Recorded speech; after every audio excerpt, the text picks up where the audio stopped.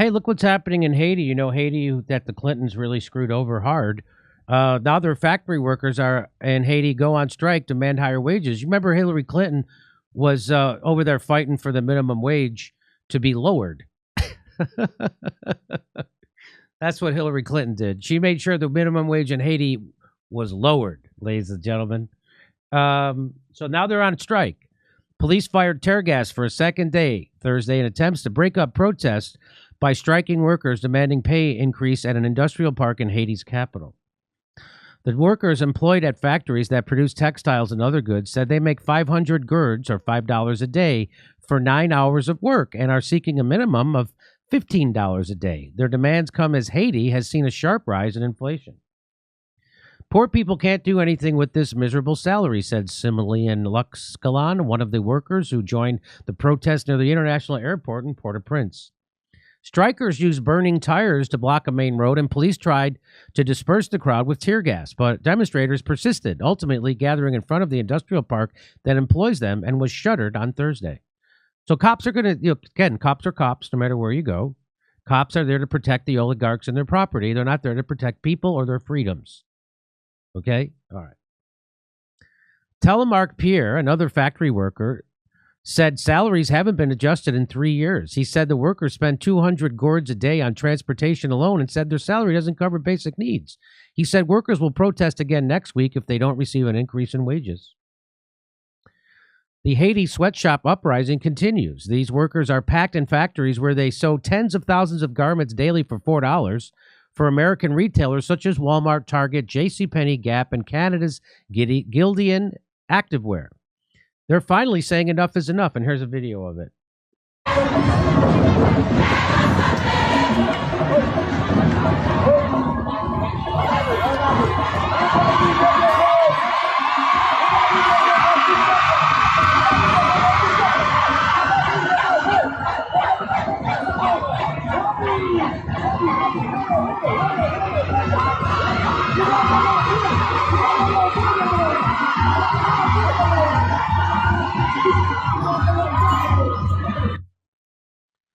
So that looks like liberty. That looks like a little freedom. Hillary Clinton's State Department advocated on behalf of the U.S. garment makers to stop the poorest country in America from upping its minimum wage. To me, this is one of the ugliest WikiLeaks revelations.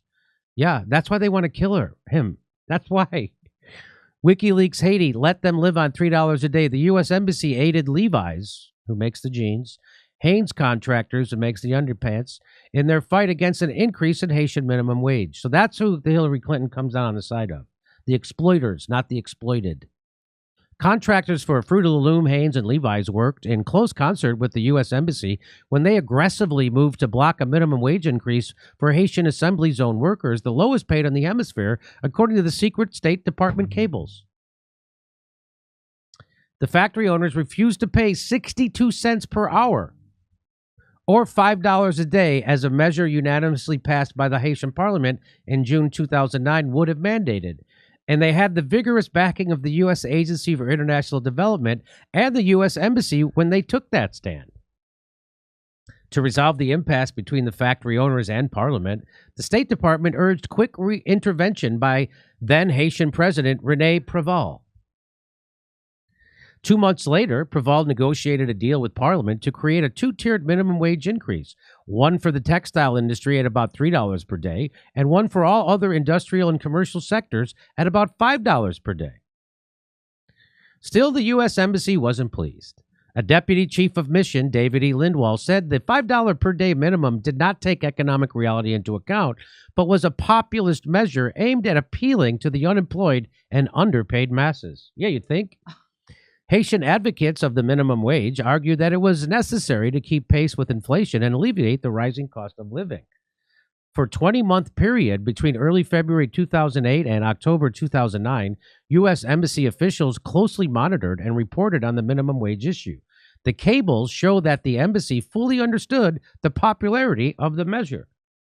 The cables attest that the new wage even had support from the majority of Haitian private sector representatives, based on reports that wages in the Dominican Republic and Nicaragua, those competitors in the garment industry, will increase also.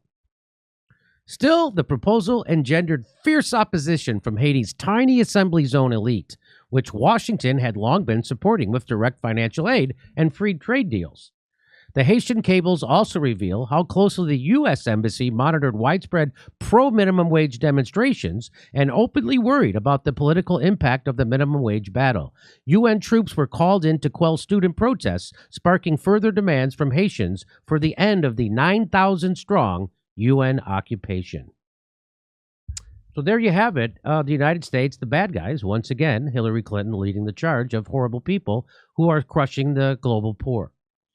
And and if you wanted me to vote for her, I was going to have to tell you, no, thank you. I'm not voting for Hillary Clinton, Joe Biden, or any other corporatist for the rest of my life. That's all over. I don't care how big of a monster you put up against them. I'm done. And that's what scares the establishment, Jackson, as you know. Yeah, no, you're definitely a racist and a misogynist and all those things if you don't vote for Hillary Clinton or Joe Biden, who are suppressing minimum wages in Haiti, of all places, one of the poorest countries on the globe, I guess. Right. It's crazy. It's crazy. And, you know, the thing about that video you showed, the video where you said that looks like a little bit of liberty, all those people protesting, you can always tell the difference between like a CIA-backed color revolution and a real, you know, uprising when they show the aerial, you know, drone footage or the, footage from above the protest, because usually at the color revolutions, the CIA-backed ones, there'll be like 12 people there and they'll get like a photo from the ground to make it look like there's a bunch of people protesting. But clearly there you saw a massive uprising, and that's incredible. That is incredible. So, our hearts go out to the workers in Haiti, but I'm sure the oligarchs in the United States, led by Joe Biden, will find a way to crush them. Joe Biden's a crusher of the worker. Joe Biden is not an alternative to Donald Trump by any means. He is not an alternative at all. In fact, he's worse for a lot of people. He's worse for immigrants, and I'm sure he's going to be worse for those Haitians. Hey, we're doing live stand-up comedy in Philadelphia on February 20th. We just added a second show. And February 26th, back here in Los Angeles, go to jimmydorcomedy.com for a link for all the tickets for all our live shows.